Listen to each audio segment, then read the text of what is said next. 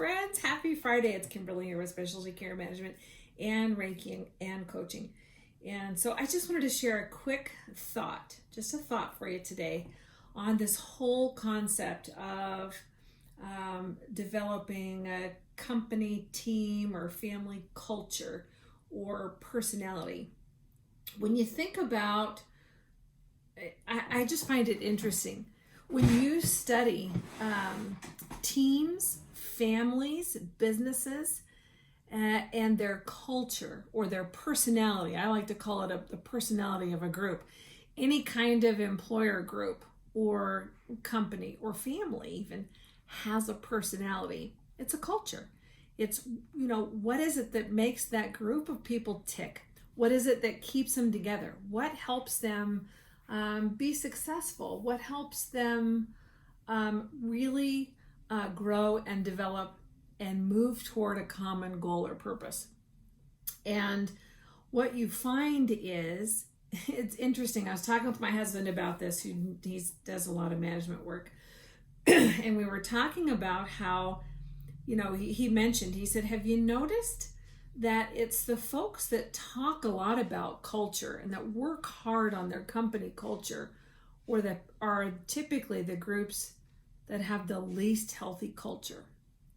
And I think the reason why that is because there are no shortcuts. There are no hacks. It's not, and I'm not saying that you can't improve your company's personality or your workplace environment, whatever that word is to you, or even your family's culture, or even your society's culture. It's not that you can't improve it, but there's not a hack for it, right? There's not necessarily some workbook that you can follow step by step to, get people to step in line and feel the same way about things that you do. There are some things that you can do to build confidence, to share your vision, and that's where the expression I use is that the fish stinks from the head and it smells good from the head. Good leadership, when you have leaders at the top of an organization who are driven by, as Simon Sinek always talks about, starting with the why, when they have that burning purpose, and the purpose is intrinsically and holistically of value. So what that means is that the driver for any family, any society, any group, any employer group, it can't be driven by, like a common theme that I get asked about is money. Money is not your why. Money is definitely important, and it's a tool to get you to your why, and it's a result of your why, but that's not the driver. When money becomes the driver, that's all you've got, and I'll tell you, your days are numbered. So when you study leaders who build teams that have this incredibly energizing, synergistic, nurturing kind of personality or culture, you find that those are leaders that are purpose driven, and the purpose is something that everybody can get behind. And when you are, same thing in a marriage, when your why is strong enough and it's held as something that's precious and desirable to both in that relationship, then obstacles and threats and even arguments and even disagreements can really be stepping stones for growth. Instead of obstacles, they become steps on a ladder that we work through because we're all working for that common goal.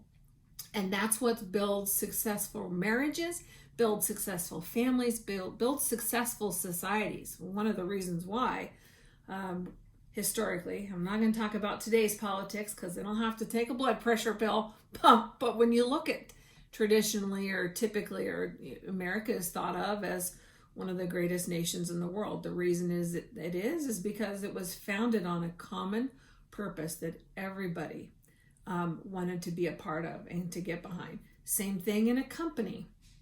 When leadership has a vision and they develop that purpose, and they can distill that down and share that with everybody in the organization.